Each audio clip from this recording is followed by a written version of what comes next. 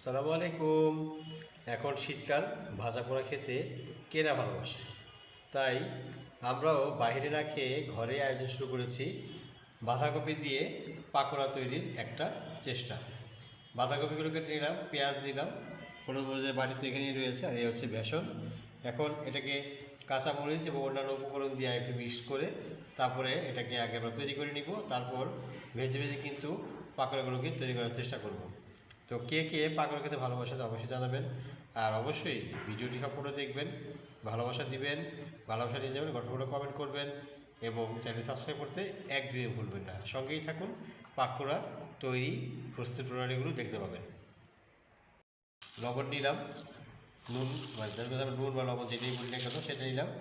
নিয়ে এখন আগে ভালো করে লবণটা ভালো করে যায় তার জন্য ভালো করে রেখে দিচ্ছি।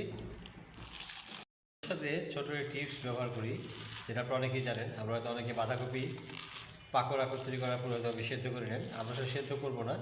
লবণ দিয়ে খুব ভালো করে এটাকে মিশিয়ে নিয়ে বা কষিয়ে নিয়ে তারপরে এটা পানিটাকে ফেলে দিব। তাতে করে আমাদের খেতে বাঁধাকপির যে একটা কাঁচা গন্ধ আছে সেটা কিন্তু আমাদের আর লাগবে না। আর সেদ্ধ করে অনেকে বানান, আসলে যে যেভাবে পান তৈরি করে থাকেন, আমরা এভাবে করি। কারণ হচ্ছে সেদ্ধ করে করলে পাতাগুলো কিন্তু খেতে আর সেরকম মচমচে একটা পরিবেশ থাকে না। এখন ভেষণ ঢালার সময় এইভাবে এরকমের মতো ভেষণ আমরা ঢেলে নিচ্ছি। আমাদের যতটুকু প্রয়োজন হবে আমরা ঠিক ততটুকু ঢেলে নিচ্ছি এবং তারপর এটাকে ভালো করে আবার মাখিয়ে নিব। এখন ঢেলে নিচ্ছি সামান্য পরিমাণ মরিচ, যেটা একটু এটাকে ঝাল ঝাল বা ক্রিস্পি করবে, এবং তার সাথে সামান্য পরিমাণে হলুদ মিশিয়ে নিচ্ছি। এটা কালারটাকে আরও সুন্দর করে তুলবে এবং হলদে হলদে কালার হবে। আর হলুদ যেহেতু টারমারিক, আপনি খেতে পারেন নিঃসন্দেহে। মসজিদে আজান হচ্ছে, সুন্দর মসজিদে বলছে আশহাদু আন্না মুহাম্মাদুর রাসূলুল্লাহ সাল্লাল্লাহু আলাইহি ওয়াসাল্লাম। এদিকে আমাদের তৈরি হয়ে গেছে পাকোড়া তৈরি করার যে উপকরণ ছিল, বাঁধাকপি দিয়ে বেসন এবং ওনার মশলা দিয়ে প্রস্তুত করে ফেললাম। এখন ভাজার পালা, চলুন সামনের দিকে এগিয়ে যাই। চুলোয় আমরা এখন পরিমাণ মতো সয়াবিন তেল ঢেলে নিলাম। বিসমিল্লাহির রহমানির রহিম আমরা ছেড়ে দিলাম আমাদের প্রথম পাকোড়াটার জন্য।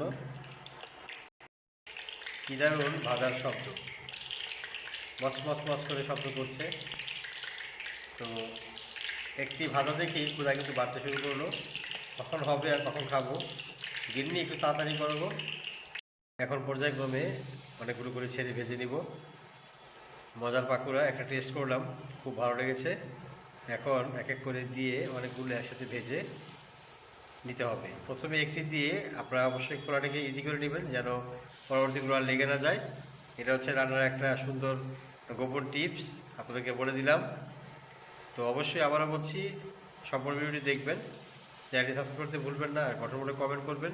কারণ আপনার গঠনমূলক কমেন্টই আপনাকে বড় হতে সাহায্য করবে এবং আপনাকে এগিয়ে নিয়ে যাবে ইনশাল্লাহ।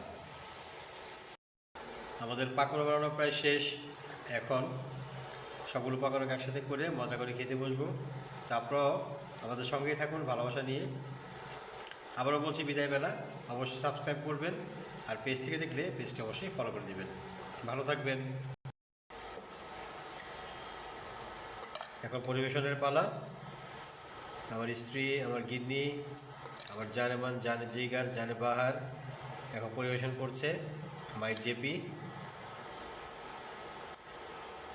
সবার ভালোবাসা চাই, আমার স্ত্রীর জন্য দোয়া করবেন মন থেকে। আমি আমার স্ত্রীর জন্য সবসময় দোয়া করি, আল্লাহ ওকে শত বছর বাঁচিয়ে রাখুক, শত বছর নয় 1000 বছর বাঁচিয়ে রাখুক, এই দুয়াই থাকলো। ভালো থাকবেন, দেখা হবে অন্য কোনো ভিডিওতে। আল্লাহ হাফেজ।